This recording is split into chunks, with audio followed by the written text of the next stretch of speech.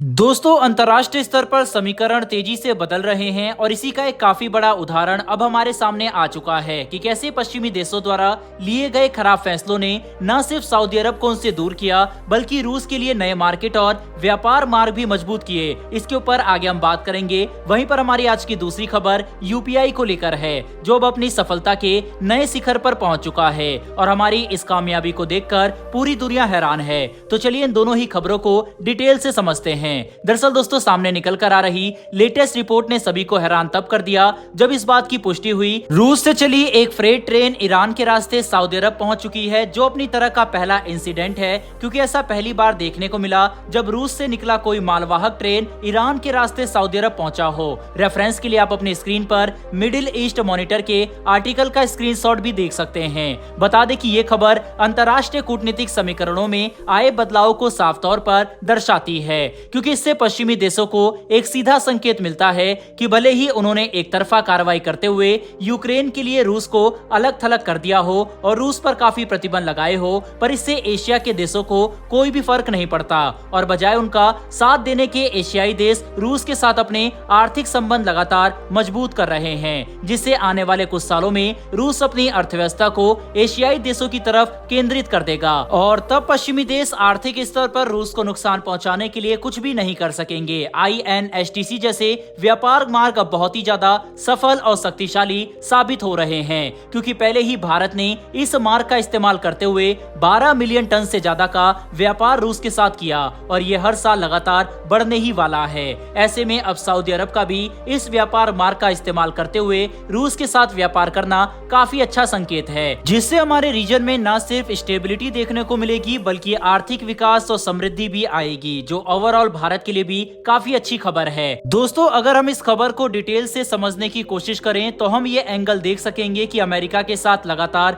खराब होते संबंधों के बीच सऊदी और रूस के बीच नजदीकी बढ़ रही है। साथ ही सऊदी अरब चीन के साथ भी अब अपनी एंगेजमेंट पहले से काफी ज्यादा बढ़ा चुका है।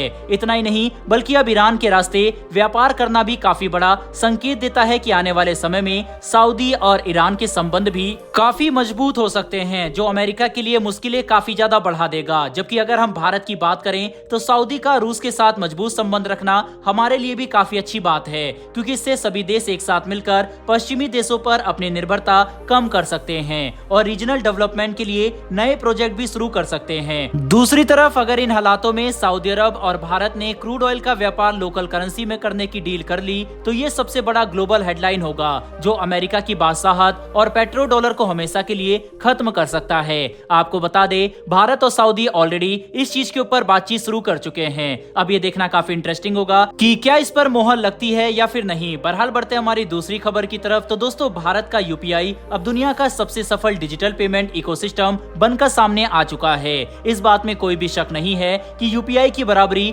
दुनिया में कोई भी दूसरा सिस्टम नहीं कर सकता, चाहे अमेरिका हो या फिर जापान। किसी के पास भी भारत के यूपीआई टेक्नोलॉजी का कोई भी जवाब नहीं है। इसीलिए पूरी दुनिया भारत के यूपीआई की सराहना करते नहीं थक रही। वहीं पर अब इसमें एक काफी बड़ा डेवलपमेंट देखने को मिला जब लेटेस्ट आंकड़े सामने आए। दरअसल दोस्तों, सामने निकल कर आ रही लेटेस्ट रिपोर्ट से यह बात कंफर्म हो गई कि अगस्त महीने में यूपीआई ने अपने पिछले कई सालों के रिकॉर्ड तोड़ते हुए सबसे ज्यादा ट्रांजैक्शन वैल्यू और ट्रांजैक्शन नंबर का रिकॉर्ड बना दिया है, जिसके तहत अगस्त में यूपीआई के जरिए 10.58 बिलियन ट्रांजैक्शन किए गए, मतलब 1000 करोड़ से भी ज्यादा बार लेन देन किया गया। और अगर हम इन ट्रांजैक्शन की वैल्यू की बात करें तो वह 15.76 लाख करोड़ रुपए से भी ज्यादा है, जो अपने आप में ही काफी बड़ी बात है। बता दें कि अगर हम पिछले साल से इसकी तुलना करें तो ये ट्रांजैक्शन अमाउंट के मामले में 47% की बढ़ोतरी है, जबकि ट्रांजैक्शन की संख्या के मामले में यह 60% की बढ़ोतरी है, जो भारतीय अर्थव्यवस्था में आ रही मजबूती और यूपीआई प्लेटफॉर्म की सफलता को साफ तौर पर दर्शाता है।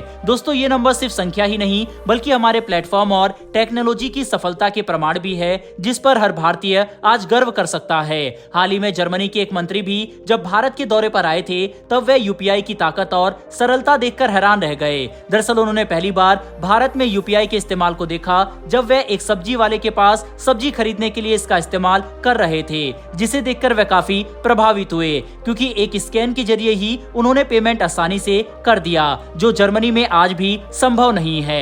ऐसे में हम ये बात खुलकर कह सकते हैं कि यूपीआई का कोई भी तोड़ नहीं नहीं है और आने वाले समय में ये हमारी सॉफ्ट पावर में बढ़ोतरी का सबसे बड़ा हथियार बनेगा, जिसका इस्तेमाल करते हुए हम ग्लोबल लेवल पर एक आर्थिक महाशक्ति बन सकते हैं। बहरहाल दोस्तों, इस वीडियो में इतना ही। अगर आपने इस वीडियो को यहाँ तक देखा है तो वीडियो को लाइक करके हमारी आने वाली डेली ऐसी वीडियो के लिए चैनल को सब्सक्राइब कर बेल नोटिफिकेशन अवश्य दबा लें। फिर मिलेंगे ऐसी एक नई वीडियो के साथ। धन्यवाद। जय हिंद।